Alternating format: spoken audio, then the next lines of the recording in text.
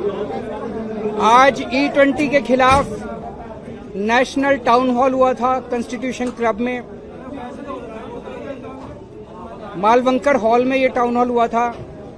Malvankar hall खचाखच ऊपर नीचे आग भरा हुआ था। जितने लोग अंदर थे उतने ही लोग बाहर थे और लगभग 7 लाख लोग ऑनलाइन इस कार्यक्रम को देख रहे थे। इसी से ये पता चलता है कि लोग इस मुद्दे को लेकर कितने ज्यादा परेशान हैं। तो आज इस टाउन हॉल में लोगों ने 3 डिमांड्स रखी हैं। पहली कि पेट्रोल पंप पे लोगों के पास चॉइस होनी चाहिए। अगर कोई E20 लेना चाहे तो E20 ले और अगर कोई प्योर पेट्रोल लेना चाहे तो प्योर पेट्रोल ले। दूसरा, E20 की कॉस्ट प्योर पेट्रोल से कम होनी चाहिए।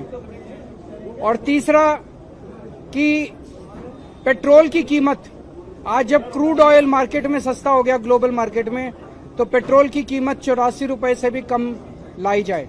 ये 3 मांगे जनता ने रखी है। एक मुद्दा ये उठता है कि जब इथेनॉल किसी भी एंगल से सही नहीं है, इथेनॉल से लोग इतने परेशान हैं, इथेनॉल पेट्रोल से ज्यादा महंगा है, इथेनॉल कम माइलेज देता है, इथेनॉल से कोई किसानों का फायदा नहीं हो रहा, इथेनॉल से कोई फॉरेन एक्सचेंज नहीं बच रही।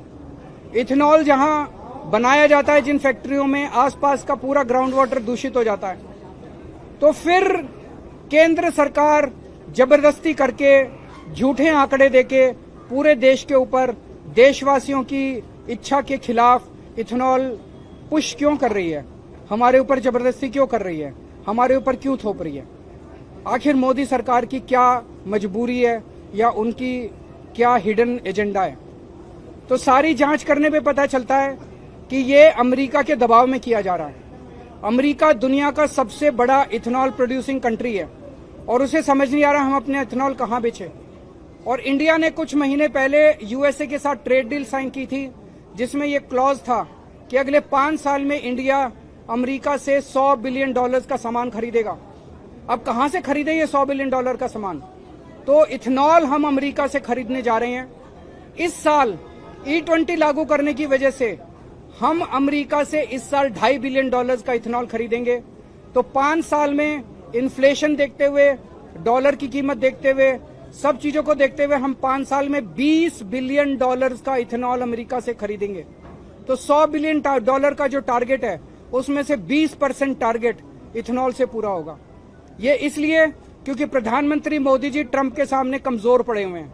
वो इसलिए कि प्रधानमंत्री मोदी जी की कुछ मजबूरियां हैं जिसकी वजह से पूरे देश को उन्होंने ट्रंप के सामने गिरवी रख दिया है।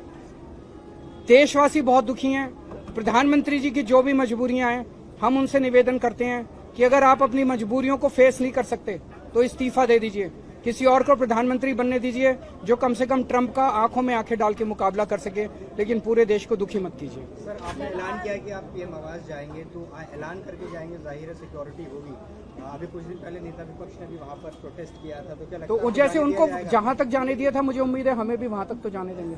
सर, कितनी पिटीशन लोगों ने आपके पास भेजी है? कितनी तादाद? 2 लाख से ज्यादा पिटीशन आ चुकी है। सरकार ये दावा कर रही है कि एथेनॉल नहीं होता तो पेट्रोल महंगा होता, और एथेनॉल होने पेट्रोल कैसे महंगा होता? आमने सामने बैठ के बात करते हैं। मैंने कैलकुलेट किया है और मेरी कैलकुलेशन मैंने पब्लिक डोमेन में डाली है। कैलकुलेशन बड़ी सीधी सी है कि जो क्रूड ऑयल है, उस क्रूड ऑयल का रिफाइनिंग कॉस्ट है, ट्रांसपोर्ट कॉस्ट है, फिर उसमें स्टेट टैक्स लगते हैं, उसमें सेंट्रल टैक्स लगते हैं, वो सारे मिलाने के 84 रुपए बन रहा है। तो कैसे महंगा होता? हमें बेवकूफ बना रही है केंद्र सरकार। और पिछली साल 70,000 करोड़ रुपए का ऑयल कंपनीज को मुनाफा हुआ है। जो ये कह रहे हैं कि यूएस और ईरान के वॉर के दौरान घाटा हुआ था, वो घाटा पिछले साल के प्रॉफिट से पूरा कर लो। सर, राज्यसभा में प्रश्न लगाया E20 को लेकर, तो सरकार ने इस ओर इशारा किया कि सिर्फ E20 की वजह से माइलेज कम नहीं होता, उसके बहुत सारे रीजन हो सकते हैं। सरकार ने कौन सी स्टडी है? कोई स्टडी तो होगी। आज हमने इतने सारे लोगों को आपके सामने प्रेजेंट किया। आज पहले तो लोगों ने नहीं कहा, CNG आया तब तो नहीं कहा, और इतने सारे अभी तक। अब जब सारे देश के लोग कह रहे हैं भाई E20 से खराब हो रहा है, मिस्त्री कह रहे हैं, मैकेनिक कह रहे हैं, इंजीनियर्स कह रहे हैं, साइंटिस्ट कह रहे हैं, किसी की तो सुनोगे आप? जब आप किसी की भी नहीं सुन रहे